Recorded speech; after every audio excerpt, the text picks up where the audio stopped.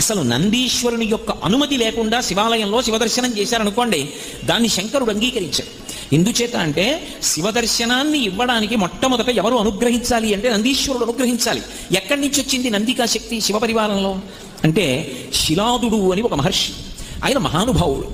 ఆయనకి ఒకప్పుడు ఒక విచిత్రమైనటువంటి కోరిక కలిగింది, నాకు ఒక కుమారుడు కలగాలి, కానీ అందరు పిల్లలు పుట్టినట్టే భార్య యొక్క సహాయము వలన నా తేజస్సు నా భార్య యొక్క శోణితము కలిసి నా భార్య యందు పిండముగా రూపుదిద్దుకొని ఏదో కొన్ని నెలలు ఆమె గర్భము ధరించిన తరువాత బయటికి వచ్చేటటువంటి శిశువు కాదు, అయోనిజుడు కావాలి.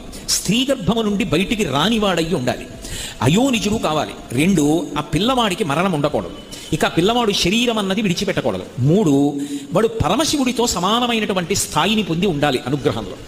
వాడు ఆజ్ఞాపించడంలో కానీ అనుగ్రహించడంలో కానీ రూపంలో కానీ ముమ్మూర్తుల శంకరుడు ఎలా ఉంటాడో అలా ఉండాలి. నాకు అటువంటి కొడుకు కావాలి.